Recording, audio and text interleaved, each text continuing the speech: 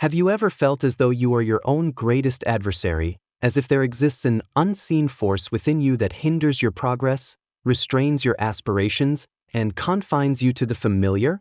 It is not the world outside that limits us most, but the world within, the silent narratives we construct, the fears we nurture, and the doubts we allow to govern our choices.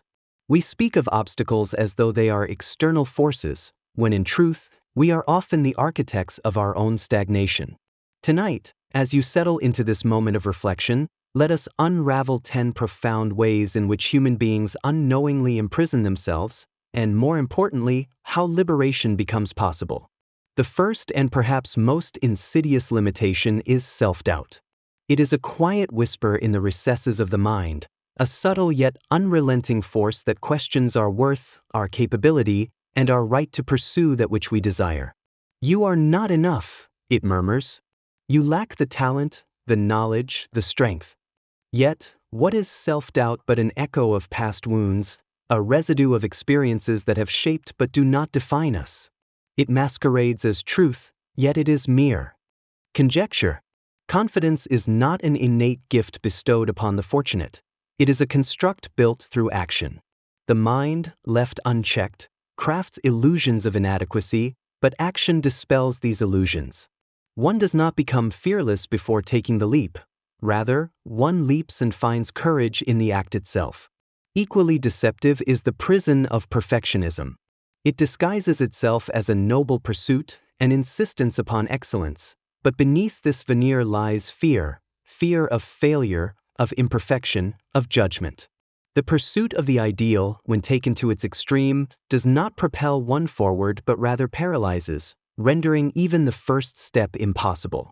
We wait for the perfect moment, the perfect plan, the perfect self, failing to realize that perfection is a mirage, always retreating as we advance. The path to mastery is paved with errors, with missteps, with imperfections embraced rather than shunned. The artist does not hesitate to place an imperfect stroke upon the canvas, for it is through imperfection that beauty emerges. Then, there is the ever-present fear of failure. It is a specter that haunts every ambition, whispering that missteps equate to inadequacy. But what is failure, truly? A mere deviation from expectation, a lesson disguised as. Consider the child learning to walk.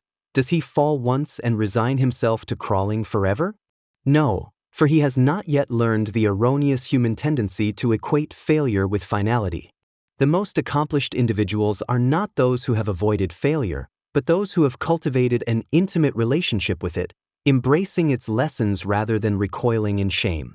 The wise do not ask, "What if I fail?" but rather, "What will I learn if I do?" Another silent chain that binds the soul is the undue weight given to the opinions of others. How often do we stifle our own desires for fear of judgment? We contort ourselves into shapes that please the world, all the while betraying the authenticity within. But what is the value of external approval if it comes at the cost of internal dissonance? Consider this: those who critique most harshly are often those who have dared the least. Their words are not reflections of truth but projections of their own limitations. The path to true freedom is not found in universal acceptance, but in the courage to stand unshaken in the face of scrutiny. Then there is procrastination, a form of self-betrayal. Disguised as hesitation, we speak of time as though it is infinite, postponing action to a tomorrow that is never guaranteed. I will begin when I am ready, we say, as if readiness is a prerequisite rather than a consequence of action. But readiness is an illusion, for clarity emerges through movement, not stillness. The first step is always the hardest, not because the action itself is difficult, but because the mind fears the unknown. Yet, once in motion, resistance fades, and what once seemed insurmountable becomes merely another step along the path. The comfort zone, though seemingly a sanctuary, is in truth a gilded cage. It offers familiarity, predictability, and the illusion of safety, yet it is within its confines that dreams wither. Growth demands discomfort, for it is in the act of stretching beyond the familiar that we discover our true potential. Every great achievement in history was born from the willingness to step beyond what was known, to embrace uncertainty rather than retreat from it. The soul, like a muscle, strengthens through challenge, not ease. Fear is not an enemy but a guidepost, signaling the very places where expansion is most needed. Equally detrimental is the habit of negative self-talk. The words we speak within the solitude of our own minds hold power, shaping not just our emotions but our very reality. The mind, in its neutrality, believes what it is told, whether it be words of limitation or words of empowerment.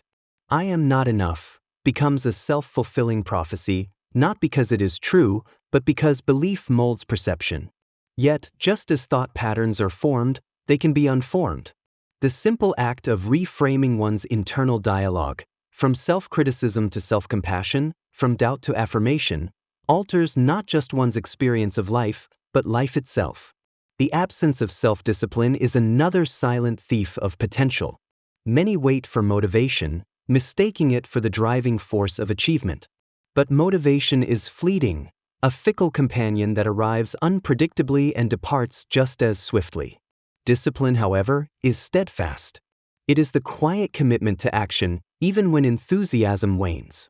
Those who achieve greatness are not those who rely on bursts of inspiration, but those who persist regardless of mood or circumstance. Discipline is the bridge between aspiration and realization, the unseen force that transforms potential into reality. Perhaps the most tragic limitation of all is the tendency to underestimate one's own power. We wait for permission, for signs, for certainty, when in truth, all that is needed is the decision to begin. The world has never been shaped by those who hesitated indefinitely. It has been shaped by those who dared, those who recognized that action precedes certainty, that the journey begins not when all conditions are ideal, but when one simply decides to step forward. The power we seek has always resided within us. Ultimately, the greatest battle we will ever fight is not against external forces, but against the self-imposed limitations of the mind. Change the narrative, and you change the course of your life. Let go of doubt, of perfectionism, of fear. Step beyond hesitation, beyond the need for validation, beyond the constraints of the familiar. The doors of possibility have never been locked. They have only awaited the courage to be opened. The time is not tomorrow, nor someday. The time is now.